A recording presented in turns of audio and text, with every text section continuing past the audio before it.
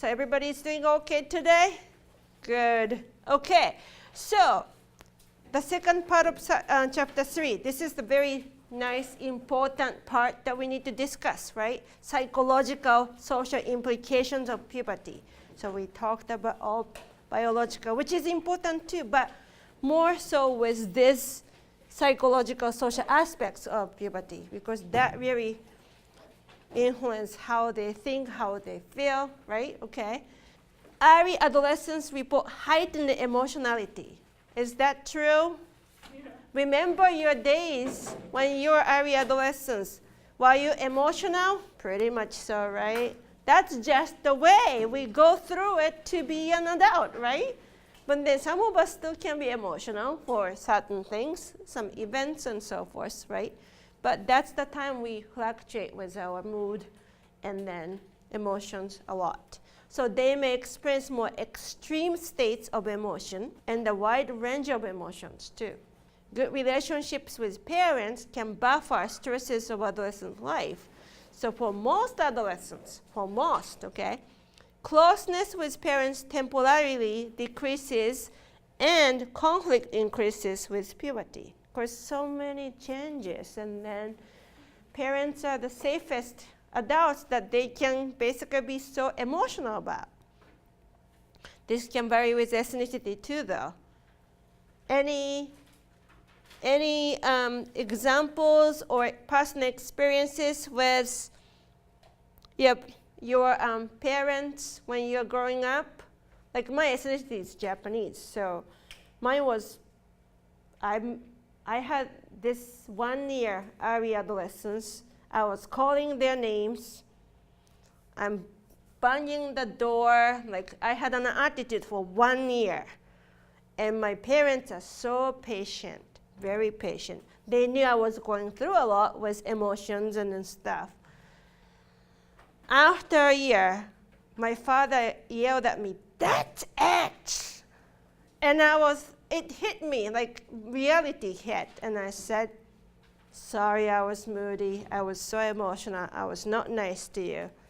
But I had to go through that stage to realize and then go on to the next stage, I guess, right? But they are very patient, 1 year. Then, asynchrony refers to the differences in the timing of pubertal changes in adolescence. Remember we talked about early maturation versus late maturation? Okay. So early maturation generally confers advantages on boys.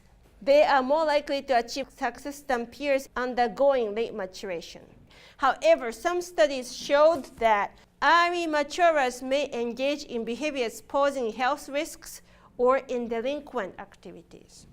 So early maturing girls who already mature sooner than boys experience few advantages and many problems, like you just said. Self-esteem is the overall evaluation of oneself may be lower. Like boys, early maturing girls may engage in unhealthy behaviors such as drinking, smoking, disordered eating, and in early sexual behavior. May engage though, okay, doesn't mean that they all do. May engage, meaning they have some risks that they might face, but may not, right? Okay. It's because it's all like emotional. It's like they feel different. And then remember, early adolescence is the time to fit in. So if you feel different, then they have lower self-esteem and they might have some problems because of that, all right? Hypothesis for the effects of being off time in adolescent development, maturational deviance hypothesis. It means that attributes the effects of timing to changing adolescent status relative to their peers. We tend to compare with others, and then we want to fit in that stage. So if you feel different, you feel deviant. Stage termination hypothesis explains effects on early maturers as the result of insufficient time to complete developmental tasks of childhood. So they feel like they have to start acting like adult because they're changing, and then they feel like they should be mature, and then they feel pressure to be good, understanding, more mature, right? Okay, makes sense to you? All right, good. So adult status hypothesis suggests that the advantage or disadvantages of different maturation depends on the status that awaits adolescents as adults too. So expectations, how they see themselves being adults, so because of the parents or family members, their siblings. Depending on if you have older siblings, you might have more better ideas of being adults. If you're the eldest of the family members or the siblings, you might act a different way. So it depends again. I feel like it's combinations of many different factors again, like the birth orders, the number of family members in the household, the cultural status, if you're immigrant to this country or if you're in the original country, or the cultural differences, customs, right? Some cultures, they celebrate early maturers or late maturers, whatever it is. So it depends really, okay? So overall, research has suggested that adolescents who develop off time from their peers may have more difficulty coping with puberty. Again, may have, okay? And that early maturation may be more of a problem for girls. But it's not necessarily true for everybody, okay? There's just a tendency that we have spotted before with research, okay? So body image is an individual's satisfaction or dissatisfaction with the image of their body. So adolescents' self-images reflect others' attitudes and their perception of those attitudes, as well as their own evaluation of a trait's attractiveness. How many of you have seen, adolescents going through this stage, like they worry about their body image? And maybe your own experience too, right? Why is it so critical? Like, why do we all worry about it? Why? Yes? Because of society? Mm-hmm. Absolutely. Why society gives us such pressure? What's the message that society sends to us?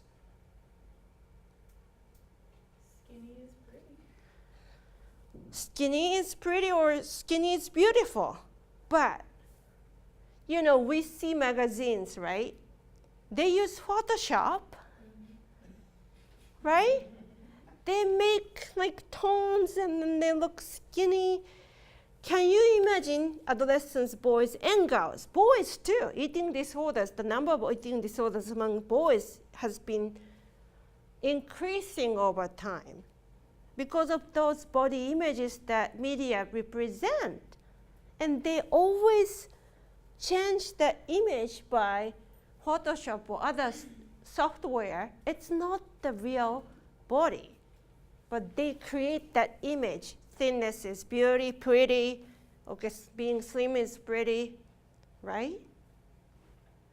The most important thing is that they are healthy and they feel healthy, so they feel good about themselves inside out. But media always sends the wrong messages, right? Cultural differences too. So self-image is tied to body image, and satisfaction roughly predicts self-esteem, especially for girls. So eating disorders, right?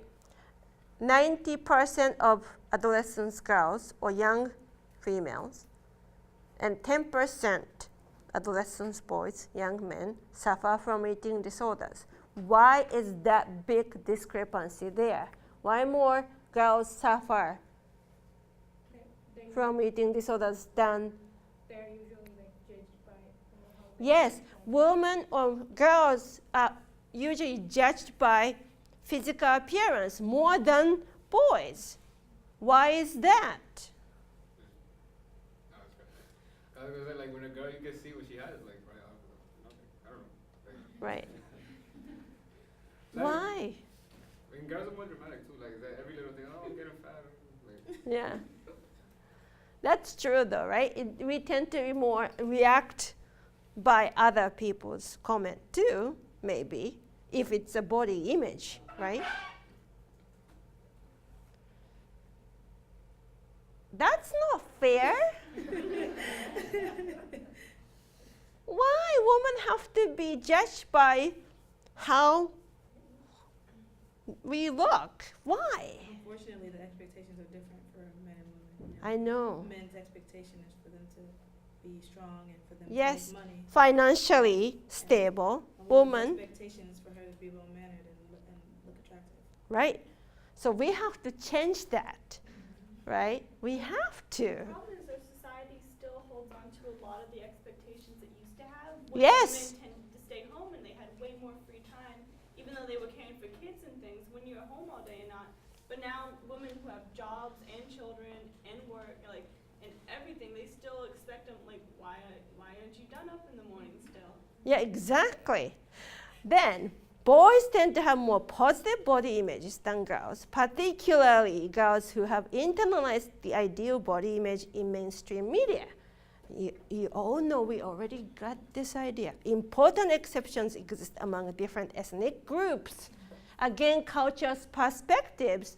In some cultures, women should be not fat but big because that implicates beauty and wealth in their culture. Yeah, because they don't have to be out working, so and they have the food and supplies to eat. 'Cause Exactly. I had a sociology class last semester. Yes. There's actually one tribe where when the women get married, they will go into a hut for a few months Yes. and just drink like this fatty milk and gain like a ton of weight. So Yeah. that they're nice thing, they're like plump and they're full for their weddings. Right, And that's exactly. the ideal. Exactly. So each culture is different, but westernized culture, we put more pressure on women to be thin and beautiful.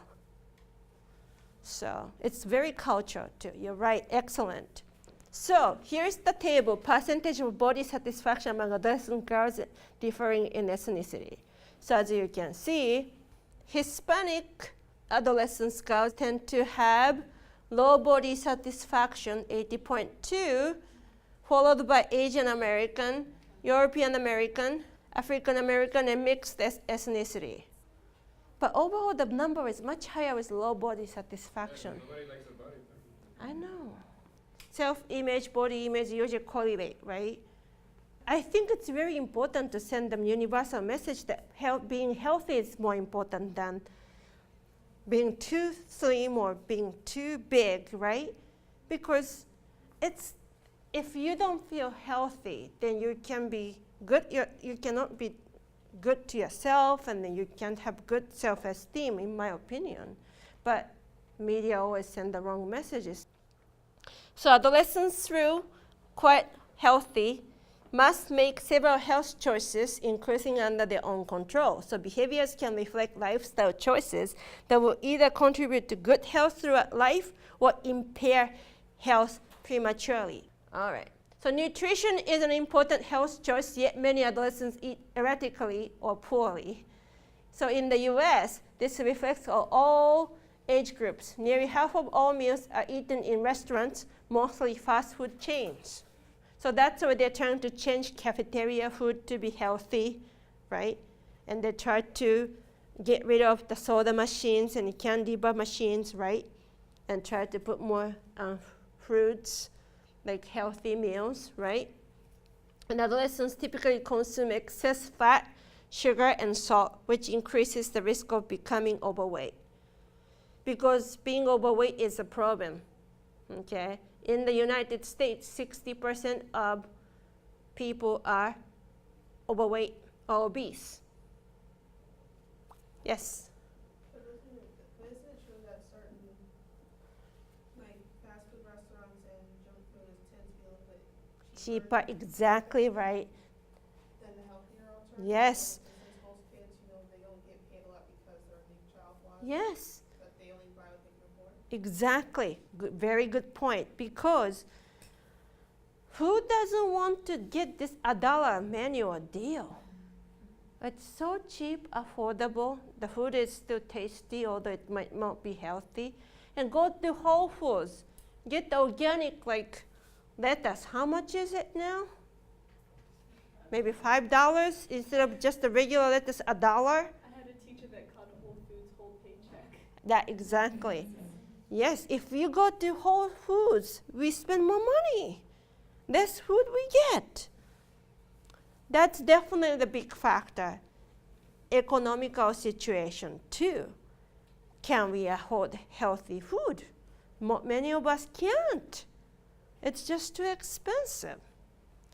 And of course, when I was young too, I was eating maybe bacon, cheeseburger more often than now. I didn't gain weight because I was young. My metabolism was high. Now I'm middle-aged. If I eat, I gain more because my metabolism is much lower now because I'm aging, right? So sleep patterns too are tied to development as well as the lifestyle choices. As adolescents enter puberty, they fall asleep later and have more trouble waking up early. All right? So their time of deep sleep decreases by 40%. That's big. But their need for sleep is the same. So daytime sleepiness is a common problem. If you see high school kids in the morning, they're at the bus stop like 6:20 in the morning, they're still half asleep. Yeah, but that's because they're up till like midnight or 1 with all like the amount of homework that Exactly right. way too much. Yeah, I would stay up till, absolutely. like 2 or 3 sometimes just because like any class, especially honors anything, Yes. it would all pile like, oh, it's just like an hour or so, but then It's not. if you have work and sports and Yes. those, Yeah, exactly. It's already happening to my kids too. My oldest is in only the 3rd grade. I take him to soccer practice twice a week, Mondays and Wednesdays. Then he has soccer games on Saturdays. And he already have homework every single day, spelling for like 10 minutes, reading for 20 minutes. No, that's Maya, so my second is half an hour. Then math every single day. And I have to feed them dinner in between. How can I do this? I'm working full-time here too.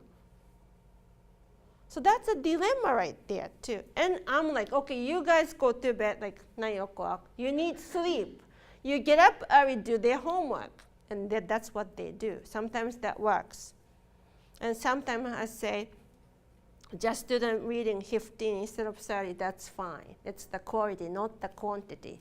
See, I teach college, I know the stuff, but that's hard to juggle there too for high school kids, especially honors program. Yes, they are, and they work so hard. So they tend to lose their time to sleep because they have to spend more time staying up and do those stuff. But sleep is so important. It is, okay? So the amount of sleep is also tied to moods. Less sleep result in more negative moods. They can be grumpy, right? Patterns of sleeping and waking are dependent on 2 interrelated processes. So one is tied to personal habits, and the other to the circadian rhythm of the 24-hour cycle of light and dark. You remember 24-hour body clock, right? So if you do overnight shift, it's hard for you to sleep during the day because we have lights. And the body tries to produce melatonin during the day when we get the sun exposure, right? Okay, so that's related to biological and also personal habits. Some people love to eat after like midnight snacks, and then they go to bed and they can't get up early enough in the morning, so they have different lifestyles and so forth. So in the first process, the need for sleep depends on how long one is awake. In the second process, okay, sleep is regulated by melatonin, a hormone that is secreted in greater amounts as it becomes dark. Again, sun exposure, they will make more melatonin during the day. So prepubertal children fall asleep earlier as their bodies release melatonin earlier in the evening. Okay, that's what it is. My middle one, actually, she's the first one to fall asleep. She's the last one to get up. She needs a big, good sleep. Okay, depends on each kid too. So, environmental factors affecting sleep quality in adolescents too. Fewer set bedtimes due to homework, TV, okay, working more than 20 hours per week and accompanying use of stimulants, okay. Earlier start to the school day with early starts tied to sleep and performance problems. race and ethnicity can affect time spent sleeping too, right? So physical activity of adolescents has a big effect on their health and well-being. It contributes to overall health and weight control, but also can reduce stress and anxiety and also improve self-esteem, okay? However, the likelihood that an adolescent who will be physically active drops with age as school activities increase, like homeworks and then honors. So balance issue again, right? Balance, physical activity should be there. All right. So percentage of schools requiring physical education too. 6th and 8th grade higher, but then towards 12th grade it's only 40%. It goes down. All right, so another limitation on physical activity of adolescents can be their physical environment and its safety. That's important. And also an adolescent is overweight if weight is at or above the 75th percentile for their body mass index. Overweight adolescents tend to have poorer eating habits and be much less active than their peers. Again, it's 10-2. Like my youngest child, she has been 90 percentile for her height and weight since she was born. That's the same curve until she's 5 now. And I tease her. She eats a lot, but she moves a lot too, so that's okay. But it can be genetics too, like somehow that's how she was born and she has been the same curve 1990, all right? But it's the balance issue again. Some tend to be more large built, some can be small built, right? So Edible Schoolyard, located in Berkeley, California, transformed a parking lot into a garden. I like that. Students learn how to plant, cultivate, harvest, and prepare their own food. This experience is integrated into the curriculum and into the community, making a healthy school lunch a meaningful event for adolescents too. And if they grow their own like vegetables, they have such great achievement and then the good feeling about doing that, okay? So that's important to be integrated into curriculum, all right? Education, but that's hands-on experience. They are the ones who does plant and grow those vegetables, and then they produce it, and then they eat it, and then tastes much better. That's a good experience. All right, then healthcare for adolescents varies with rural versus urban locale too. Transportation, anxiety, worries about confidentiality, and health coverage too. That's so true. Rural area versus inner city, huge difference. They have different problems there, right? Okay. Many parents are aware of programs that might provide health care for their children and do not apply. The resources, sharing information is so important, right? Support. And poverty, definitely it's related to the location too, is the single biggest factor affecting health and well-being of adolescents, as you said too earlier. A poor family has an income below the federal poverty level, and low-income families have incomes no more than twice the federal poverty level. So health concerns include greater exposure to toxins, pollutants, and increased stress too. Well, that's a very big issue here too, right? Remember von Brenner's contextual model? It's right there, right? Okay. And everybody's getting, see, as a psychologist too, attention span is 1 hour for everybody, even kids and adults, right? So, done.